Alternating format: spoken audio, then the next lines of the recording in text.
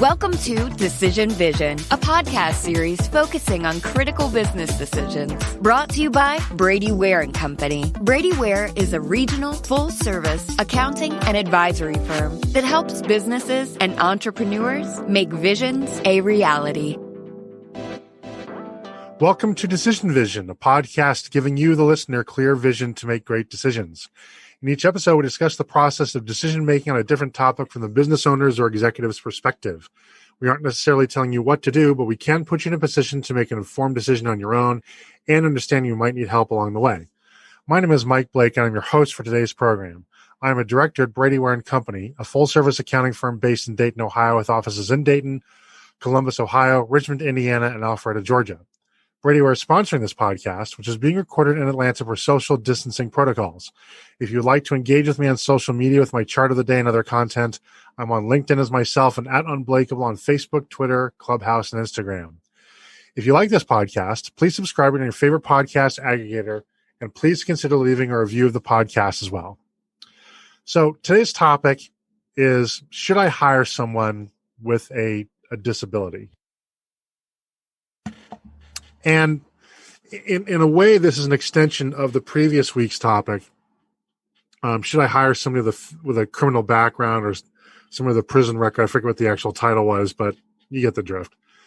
And the same sort of concepts apply, is that we find ourselves in an unusual, if not unprecedented, scenario in the workforce where we're finding ourselves with a shortage of workers. And although this is being felt most acutely in the hospitality sector, it is not limited to that.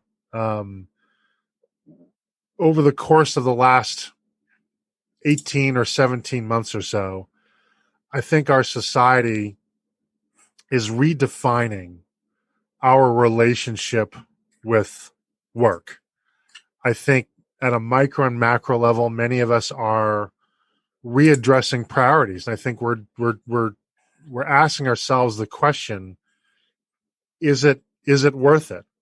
Is it worth the effort and the expense to have a two-income family? And I think with people now that have had an opportunity, whether they wanted it or not, to work from home or withdraw from the workforce for a while in order to meet their family obligations.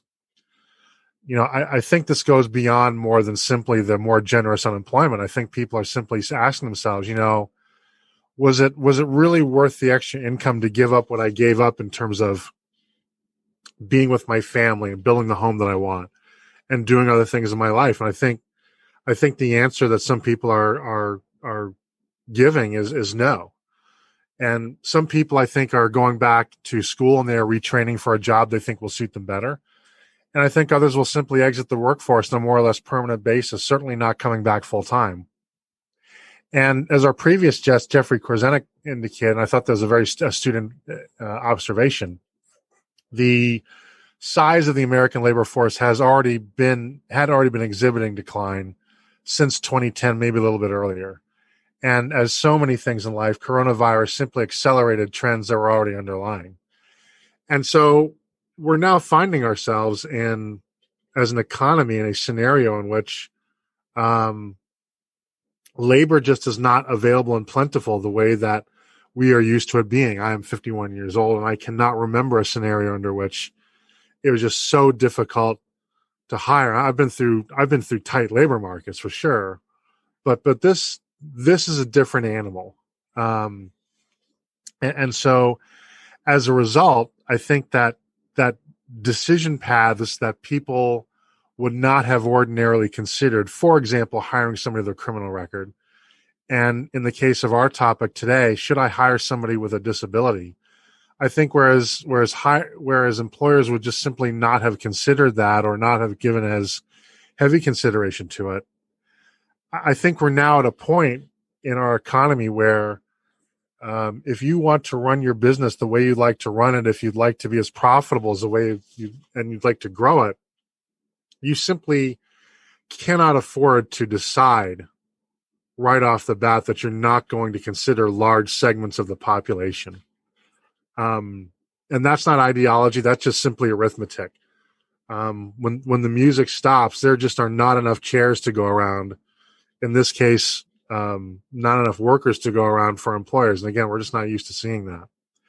So this is an extension of that topic. I think, I hope you'll agree it's a relevant topic. And for those of you maybe who have wondered about hiring people with disabilities, maybe how you do it, whether it makes sense to do it, or maybe you agree with me and you decide, you know what, even if I wasn't discriminating against the disabled, maybe I wasn't being intentional about doing it. Here's a stone that can be overturned that may yield some great opportunities.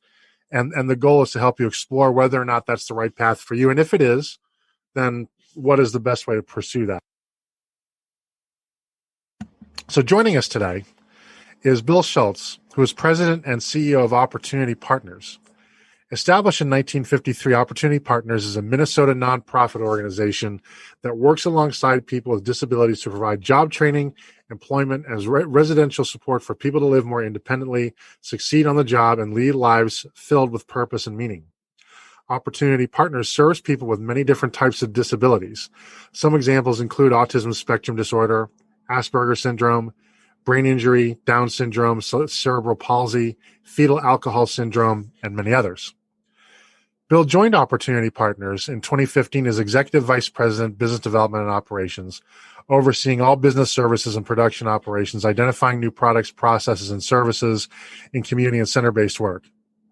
Bill came to Opportunity Partners with more than 20 years' experience in a variety of business leadership positions and was drawn to the organization for its strong mission and history of making a difference in the community. Maybe we should have had you on our podcast that we're going to be publishing soon on transitioning to nonprofit. But and Bill, I believe you became CEO in last year, 2020. Bill Schultz, welcome to the program. Thanks, Mike. It's great to be here. Thanks for having me.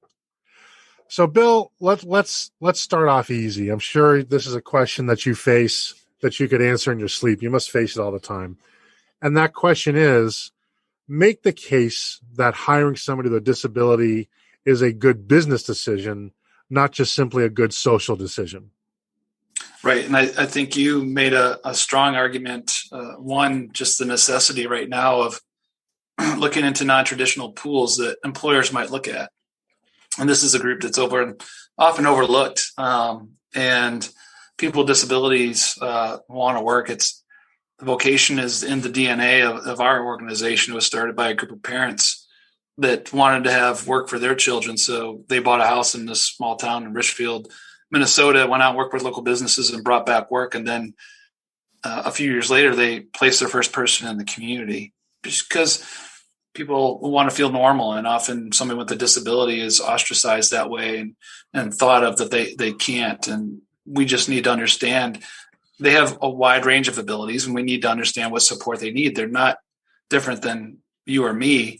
We all have skills and can really thrive if we're supported in the right way. So these folks are very loyal. They're great workers. They care. They can be great teammates. One of the fun things too that we'll hear is it also boosts the morale of the other folks that work there. Often there'll be more.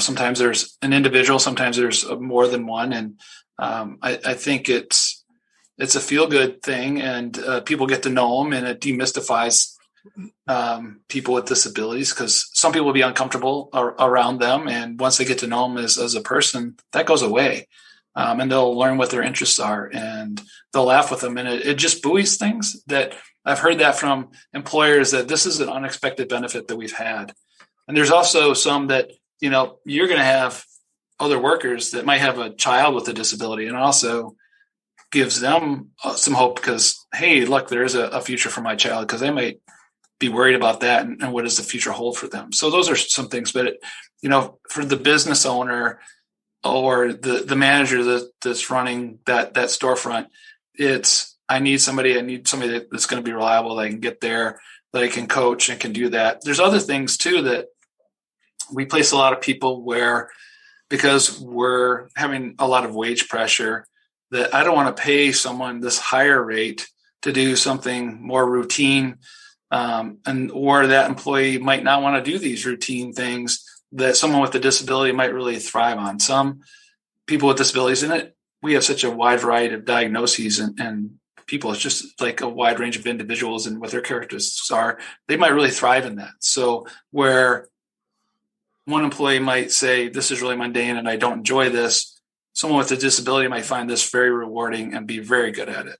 So they can parse out those jobs and focus those other individuals that they're maybe paying a higher wage on those higher skilled areas and have someone with a disability do other things, like whether it's picking up boxes and having them recycled, moving different things about. There's such a wide range of duties that we do. And those are just some of the benefits, I think, of hiring someone. You brought up something I would not have thought of in a million years, but my observation certainly bears it out.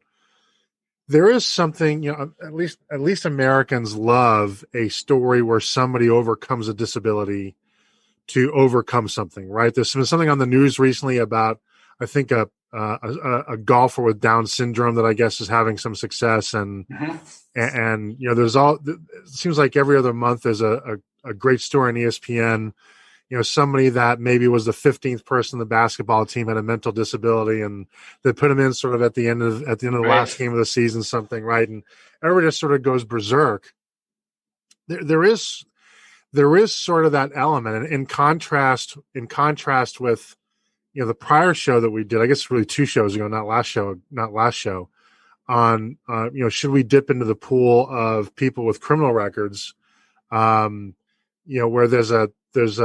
there are people that they did something to earn that or to receive that distinction, whereas as opposed to people that are handicapped or are disabled, chances are very good that they did nothing to do that. They were born with that bad luck, generally bad luck, basically, right? And there's a very different attitude towards that, and I can see how, under the right circumstances, under the right leadership, that somebody who's disabled on a team can actually become a rallying point. Absolutely. The other thing is, these folks are really genuine. They're curious about you. There's no pretense with individuals. They want to get to know you, and it's another thing that people, once they get comfortable, and again, some people are just uncomfortable because they're unique. And we can, our organization will do training for people and just talk through it. And that really allows people to relieve their anxiety and build that relationship with the person and help support them in their role, because they'll need support like anyone else. One of the things that we've seen where people are really successful. So we offer job coaching, and that's one of the things that employers should know too, that whatever state you're in, we're in Minnesota, most states are going to have organizations like Opportunity Partners with job development, and they come with a job coach. So this is a free support that comes with this individual that the business doesn't have to pay for. And they can help with onboarding. They can help with training. We go out and, those first few days, we're there the full shift with them, helping them get onboarded. We'll create checklists for them, talk with the manager about, getting to know, because everyone's different and they're going to have different behaviors and things like that. So it's just a real benefit for someone to onboard that individual and help them be successful, and also demystify it even for other employees on how to interact with the individual. And I'm curious about one thing, because your organizational profile says you work with people with who are on the autism spectrum and have Asperger's syndrome. What if anything was the impact of Elon Musk's Saturday Night Live monologue, in which he disclosed that he indeed has Asperger's syndrome? Is that bringing conversations to you? Is it changing conversations? Too early to tell. I mean, what do you think about that?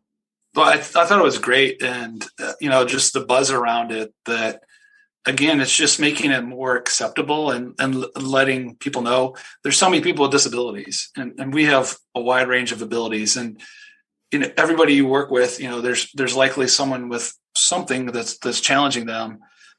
The folks we support, are just more apparent, more obvious. So it's visible, and Elon just normalized it for people, and also say, look what I can accomplish. And I'm on the spectrum. And people with autism spectrum disorder, also Asperger's, which is just typically higher functioning, are wildly successful. And technology firms are discovering this, and there's lots of them that are reaching out to this pool because with some minor modifications, like, often a technology office will have a wide open workspace. This individual might have some sensory issues where they need, even they're in an office or high wall cubed, but they're fantastic at coding or they're fantastic at software analysis. I mean, things that other individuals wouldn't pick out. So again, just the wide spectrum of people that come to us, we'll place them in technology jobs or different things like that are well suited for their skills and where their interests lie. But there's also, a lot of traditional programs like post-secondary education isn't well suited for people on the spectrum. So they fall through the cracks, and there's just such a wide group of underemployed, talented individuals that we really need to figure out a way to support and get them trained, and then educate employers on how to bring them on board and help them be a valuable asset. And on the tech side, I can actually attest to that. I have a relative who has been diagnosed with Asperger's syndrome, and he in fact is a software engineer. And he is, they do make accommodations for him, not overly heavy in my mind, actually, but he is fantastically successful, and they're just never going to let him go. And the good news is that people with Asperger's syndromes don't particularly like change either. So it's actually, it's actually a scenario that works extremely well for them. Yep. So I can tell you this from my own experience, is that somebody who has weaknesses related to disability elsewhere, interpersonal relations, that sort of thing. But in terms of his ability to produce code, I mean, he's apparently, I'm not an engineer, but for all accounts, he's not good. He's great. Mm-hmm. Yeah, that's not an uncommon story. And it's business have to be open to it. And people, I think one of the big myths out there is there's a liability or there's expensive accommodations that need to be made. And that's just not the case. So I think it's just learning, obviously a business owner can just dip their toes in the water and go and talk with an organization and learn more and meet some of the individuals. And really, I think, get comfortable with that. I think one of the biggest things is we support people with the job coaches, so we can help people, we can help train them and be that gap. And maybe people are worried about disciplinary things, we can come in and have the meeting with the manager and the individual and work through challenges if that becomes a thing. Or, I can't fire this individual. Well, yes, you can. That's not a worry, and we can help with that too. And other organizations will do the same thing. Typically it's a process like anybody else, right? You sit down and you kind of talk over, well, you're not doing this, or we had this incident, we can't do that. And we work through improvement. And one thing that goes back to the point you made earlier, just the challenge, we're actually finding employers be a lot more tolerant and give more tries on things because of the challenge. And they see that this individual is trying, and it's just something that we need to work through and help them understand, because it's often just something new that comes up that was kind of unexpected, and we help them sort through it. So that's, I think, a big thing is just thinking that there isn't a liability, and, it's not expensive to bring on one of these people. There's not a lot of accommodations that you're going to have to make that are going to be hard for the organization to support. So it's obviously it's important to the individual, it's important to society, and can be a benefit to a company to hire somebody with a disability and give them a job, make them productive, etc. Do governments offer any special incentives that you're aware of to hire somebody who's disabled? Are governments helping offset training costs or hiring costs or wages, anything like that you're aware of? Yeah, well, I know the state of Minnesota does. There's a tax break for employers that do. So I just recommend a business owner go out. I think it's $9,600 a year in a tax break, and they can, no matter the number that they hire.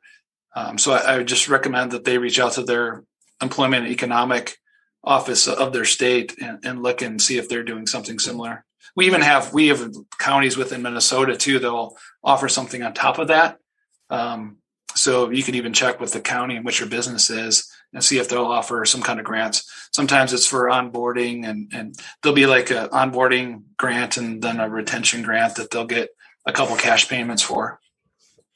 I'd like to ask a question that popped up, and this may be an unfair question, but I think you can handle it. And that is that I have an observation that coronavirus, in effect, made some employees effectively disabled. Not necessarily from a mental standpoint, although that may be the case, but I think they simply became impaired because the demands that were placed on them outside the workplace simply did not allow them to be their best selves at work as they ordinarily would have been. And frankly, I am one of them. My work-life balance has changed as I have become a homeschooling father and tried to help my wife realize her goals of starting her business. And that just means I cannot work 15 hours a day and accomplish those things. Really can't work 12 on a regular basis, frankly. And as I think about our organization and people that have had to kind of step back and others have covered for them, I kind of wonder if the coronavirus experience maybe has made us collectively a little more understanding of individual people's limitations, whether they come from those limitations may happen because of an actual disability that they have, or the limitations may be environmental, but the net impact is the same, I think. I'm curious if you think that maybe coronavirus and just seeing lots of people have had their lives upended and therefore they're not able to be their best professional selves. Do you think that's led to greater empathy towards the disabled that have kind of had to live with having a different baseline, if you will, of performance than their peers? Yeah, I think it's probably a mixed case, and it kind of depends on the individual, not the disabled individual, but the other individual, because what I've seen from coronavirus is, to your point, it can make people more empathetic to others and the challenges that they're facing and see that. But I've also seen fatigue with corona and a lot of people hitting the wall and saying, I've already got so much capacity. I need to do a little self-care and I need to dial back a little bit on how I'm supporting others. So I've seen a little bit of both of that. So I think one thing that's helped us a little bit is actually some of the social unrest and that we've seen with some of the different, in Minnesota specifically with George Floyd and Dante Wright, but it's across across the country, unfortunately, that you'll see a lot more talk around diversity, equity, and inclusion. And some organizations will put people with disabilities in there, and we're trying to get more people to think about that, because I think that's really an important thing to help open people's eyes more so than COVID is creating, oh my gosh, yeah, I'm not thinking about that. And that's something that we as an organization should really think about, is how do we do this? Because it does, when they're trying to do a diversity, equity, and inclusion, it shouldn't be to do a checkbox. It's because they see the value that these individuals bring in different life experiences, and they're going to add value, and they're going to make the organization stronger. I equate it to the United States. I think one of the reasons we're so strong is we're not homogeneous, right? We're a melting pot of people from all over with brilliant entrepreneurs from around the world, and it makes us a great country. And I think a diverse organization, you're going to get the same benefit. And seeing that being pushed forward, I think will help people open up to people with disabilities and think of them as that way too. And of course, people that have intellectual developmental disabilities or physical disabilities come in all colors as well. So sure. So you've been with this organization for 6 years, presumably, or 5 years and change, maybe. I'm not sure the exact months, but are you aware of any data that measures how well disabled or employees with disabilities have performed relative to their peers that do not have such disabilities? They tend to perform as well, a little worse, a little better, pretty much the same. How, in your experience, kind of what have the results been? Yeah, I don't know if there's analytics around it, but I can say that it's the best way to equate it is all around individuals. And I'd say by and large, they're generally like the population. You have people that are great and people that have different struggles and just need to find the right fit. Sometimes they go into one specific job and, you might try out that I want to be a lawyer, but gosh, I'm a terrible lawyer. And really, I want to go be a chef. So it's the same kind of thing of finding the right fit for the individual, whether they have a disability or not, is really where we see it. We do see more employers opening up. So we're definitely seeing a huge impact or a huge growth with people being placed out in the community. So that's certainly in the data, and we see more and more of it. There's just more demand, and we really are working with individuals to find that. And now obviously with employers, there was with COVID, a lot of businesses shut down and some jobs were lost, but that's rebounding like crazy, like it is around the country. So I think, one thing so we place a lot of people in, like fast foods or dishwashers or housekeeping, cashier, stocking. I think one thing you'll see a trend of that's higher in someone with an intellectual developmental disability than maybe your typical person that might be in this position is longevity. So that's one attribute that I think you're going to see more loyalty there. And you also see a lot of reliability. I think one thing that employers need to understand when they're and to think about this is typically the folks we place don't work 8 hours a day. There can be income limits based on their benefits. And that's something that employer can always work with a job coach and say, how many hours can this person work? Because there's often a misunderstanding by the person that has the disability or their guardian on how much they can make. So maybe they can work 32 hours a week and they just need to work through that. The other thing is a lot of our folks don't necessarily drive. Some people do. It depends on where they are within that range of ability. So they're taking public transportation, or sometimes the state has a transportation. And that system can have some tolerance to it that, they might have to show up a little bit early or a little bit late. And just so the employer educates themselves as to what's happening. So an appearance doesn't look like, oh my gosh, this guy's late again. And it could be that, he's setting up a ride with the local state agency and there's drivers, they got to figure out the route or whatever it is. So they can talk with that job coach and really help sort those things out. So I think that's something just for people to be aware of is, typically they're going to be part-time. I would say on average it's 20 hours a week. And, but that can be also really helpful because a lot of times, if I'm at a fast food restaurant, my busy shifts are, this window, and I only want you to work this hour. Or these hours, and I don't need you otherwise. And they also, most of the folks aren't going to ask for benefits because they're getting the benefits. So that can be a benefit for some business owners. So is there anything that the disabled tend to bring to the table because of their experience, their life experience, that may distinguish them from more conventional job candidates? And you mentioned longevity as one. Are there other ways that in some ways maybe hiring somebody with a disability may result actually in a superior employee on average?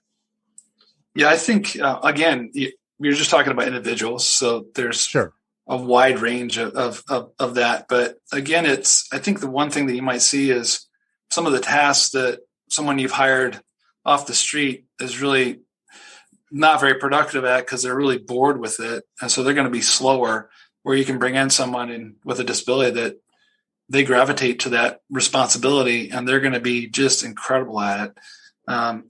We also do what's called support employment teams, where we're the employer of record, and a lot of other organizations will do this. We call them support employment teams. Lots of organizations call them enclaves. So they come to a business, the organization will be paid by the business, and then we pay those individuals, but we show up and do the work. And we work, for example, at one of the plants for General Mills here in the Twin Cities. And this is hard work. So we're repackaging and making mixes for baked goods, frozen baked goods. So it's a cold environment, fast paced, heavy boxes. And you go in there and they are replacing temps that they hire with us, because the temps they get, the quality of temps, just we outperform them, and we're more reliable. So all those things, can be attributed to someone that might hire an individual, because it's well suited. The folks that are there work really hard, and it is. I mean, Mike, if you went there, you'd be exhausted, and we're there 6 hours a day, 5 days a week. So I think those things are just considerations for businesses. So you mentioned something that I'd like to dig a little deeper into, because I think it's important, and you tell me if it's not, obviously. But one of a sort of subtext of what you're describing is that many employees with a disability have a support system around them that deeply wants them to succeed in that job, right? I mean, that's their purpose in life. You ain't doing it for the money, right? You're doing it because you think it's important, I'm sure, and your colleagues think that it's important. And there are a lot of non-disabled employees that would benefit from the same thing, that would benefit from focus and paying attention and showing up to work on time and basic rules, and also a work etiquette, and also when things aren't going well, how do you sort of handle that, who do you vent to, etc. And it just strikes me that the benefit of having that kind of support structure must be a massive advantage. Mm-hmm. Because it's like imagine if, as a manager, if I had an employee that I wanted to cultivate and keep on the right track, if I in a professional sense, I would love to go home with that employee and sort of be around them 24/7, or have my structure around them 24/7. I cannot, but somebody with a disability may very well have somebody like you in your organization that does that. And what an awesome benefit. Yeah, it's true. I mean, to your point, there's two things. One, so we'll place someone in an organization, and the manager will see what we're doing for that person. One, we bring them on, we help them on board. We'll go in and check on them occasionally. We'll check with the manager. How are things going? What do we need to work on? What do they need to work on? Help the manager understand the individual and how to best coach them. If something comes up, we're there. And we've had managers say, hey, I've got this person that could maybe use your services or the services. So within the state of Minnesota, that individual just needs to go to the employment office, extended employment office here, and say, demonstrate the need, whether it's a disability or just the need for support. And they can often qualify for a certain number of hours of service to help that. So that does happen. And we obviously offer support for people that are living in their homes. So it's not just employment, but they need help organizing their bills, because we're trying to keep people in their homes. That's the most cost-effective way for a government. If someone's not living in a house or an apartment program where they're paying a higher rate for that. So we do a lot of that support as well, just whether it's socialization, managing their medical appointments, medications, bills, all those different things. We try to encompass the full life if that's needed for the individual, just to help them be successful. And you're right, just a little bit of coaching and support goes just such a long ways in making that individual successful. And as an aside, I just have to say, you said something about how important it is to keep people in a home. I've read numerous studies that the biggest inflection point to preventing sort of a disastrous social outcome is making sure people stay in a home, because once somebody's homeless, it's at least 10 times harder to kind of reverse that and get them off that track. So good for you on that. So I'm going to change tack in the question here, because I want to cover both sides of this issue here. And what I want to ask is, what defines or what characterizes an organization that maybe is not a good fit for somebody with a disability, and I'll preface this, that may be a confusing question. So to make it a little bit clearer, I'm sure that you don't have 100% or a 1,000 batting average. You don't have 100% success with every candidate. And I'm sure that in every case where there has not been success, I'm sure it has not always been the candidate's fault, right? There may be some organizations that simply don't have the infrastructure, culture, understanding, whatever it is, to properly onboard, manage, and cultivate somebody with a disability. So that's a long-winded way of simply getting to the question of, what's a warning sign of an organization that might have some work to do on itself before it really would be a good place to find a professional or a working home for somebody with a disability?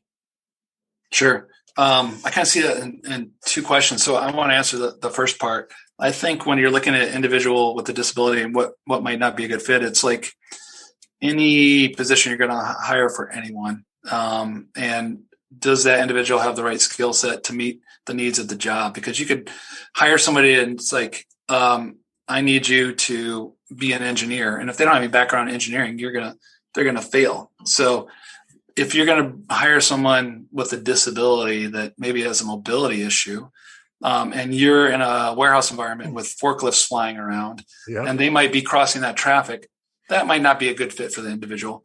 But there's also going to be a job coach that's going to say, probably not a good fit for this individual. So I think that's one thing, is just it's going to depend on that person.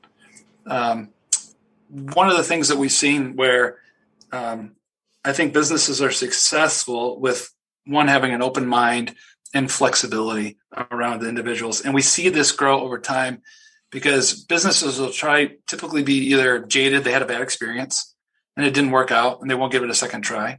It's just like, if I had a bad employee, I'm not ever hiring another employee again. Right. Well, that's not going to work for your business, right?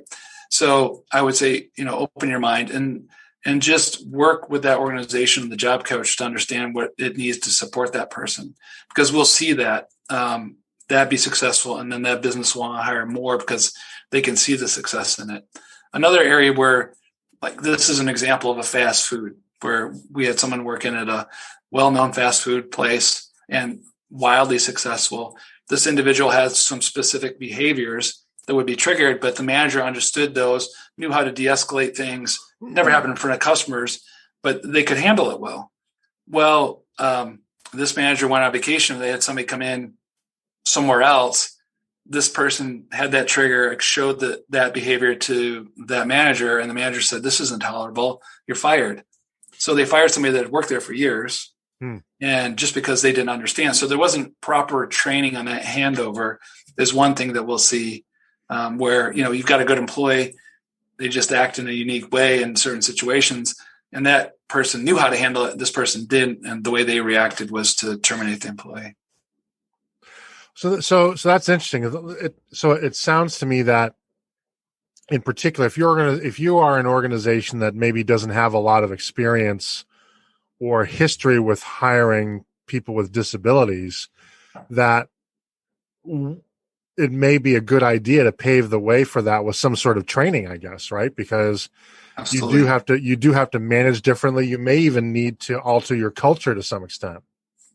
Yep. Yeah, we'll do training sometimes. They'll just want to have the direct manager do it.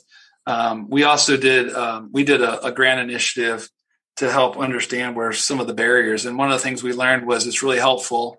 And maybe you've had this experience. So you go into a new job, right? And you're trying to figure out things, how, where's the coffee maker? What's the culture like? What does this happen? And your relationship is just with your manager, and you want to have that relationship. So if you can bring on somebody with a disability, and it goes with any employer, and have like a mentor for them that's not their manager, they have someone to go to that's, they can ask any kind of question to, and also just another support for that individual. That really helped them be successful. One of the things we also did was we had funding where we paid the wages. So one of the biggest barriers is employers haven't done it, and there's a risk of, I don't want to do this. So we would say, okay, here's basically an internship, and we're going to pay the wages for this individual for 3 weeks. You try it. It doesn't work out. They just walk away. And we had, I think 80% of the people were hired after those 3 weeks. So it's just getting over that initial concern. And really, we need to demystify that if you hire someone with disability, you can't fire them because of discrimination. That's just not the case. And again, usually the organization is going to come with a job coach. I would certainly recommend that. I think it just is going to make the individual and the business successful. And they can help you take that, remove that person if it's just not going to be a right fit, and they can find something else. What's a favorite success story that your organization has had with an individual that, it's just been a great experience? Maybe you have a ton of them you can't pick, but I hope you can pick one, because I would like to give our audience an understanding kind of what the ceiling looks like. Well, holy cow, there's such a wide range. We have somebody that's a certified nurse assistant at the VA. I think that's been a real success. Someone, we place people again with autism and maybe they don't need as much support in technology jobs. And, it's funny because they're making way more money than their job coach is making, Yeah. which is fine. I think one of the success stories that I like is we have a lot of people that come to us just for job development and we'll go out in the community. We have other people that come to we have locations and they'll come to us for work and they work for us, or they come for enrichment. And we had somebody that came into us, really severe autism, and basically wouldn't even make eye contact with people and just had his nose in a book. A big guy, he's like 6'4", a couple 100 pounds, not very verbal. And we just worked with him over years, and he wanted to work. His dream was to work at Potbelly, was really his goal. And we worked with him and just slowly developed these skills where he could interact with people and got him, more and more skills. And then we were able to get him a job at Potbelly where he worked cleaning the area where you eat. So that is just one of the great stories, I think, because it just shows anybody with the right supports can be successful. It just depends on where they're starting from. And that was just a great story to see, because he came through so many challenges, and the perseverance of our team to get him there and fulfill his goal of working at Potbelly was really exciting. We're talking with Bill Schultz, who's president and CEO of Opportunity Partners, and the topic is, should I hire someone with a disability? Another question I'm sure that our audience would like to get an understanding of is, what are some best practices in terms of working with an employee with a disability? We talked sort of in generalities in terms of being flexible. I'm sure patience is part of it, but I think those are features of a company. But in terms of best practices and for day-to-day management to maximize that person's value and performance, do you have any best practices you can share? Sure. I think the biggest thing is they're coming with the job coach. Be open with the job coach. There'll be some different corporate policies that will either we wouldn't be able to access their schedule or get access to them on site or talk with their manager, because I think that's just so successful. We can say, here's John, and John's going to have these kind of behaviors or challenges, and this is how you might handle this situation. What are the things you want John to do? Let's go over that. They will develop that checklist for that individual and work with them on those things and say, okay, if John's going to have downtime, how does he handle downtime? Because John might not know what to do if there's not, so he needs some kind of direction. So they'll work through those warning things. So I think it's really important to know that working with the job coach is just going to steepen your learning curve so much and make that individual and that business more successful in doing that. Kudos to you, by the way, for using steeping the learning curve correctly. Most people don't. That drives me crazy. So well done. You get a Decision Vision Gold Star. So are there, you're in Minnesota. Do you work across the country, or are you regional? And if so, are there other organizations in different parts of the country that can help with more localized potential opportunity matches? Yeah, as a matter of fact, we're in just in Minnesota, but there are all kinds of organizations just like ours across the country, great organizations. that will offer. They can just search, disability organization, and they will find those. They just, Google will be their friend. Now we talked a little bit about what kind of environments may not be optimal for hiring somebody with a disability, and I'm curious, I think a lot of us, just because they're visible, we tend to associate the disabled with food service, hospitality, retail to some extent. Is that by accident, or are there certain industries that tend to be a better match than others?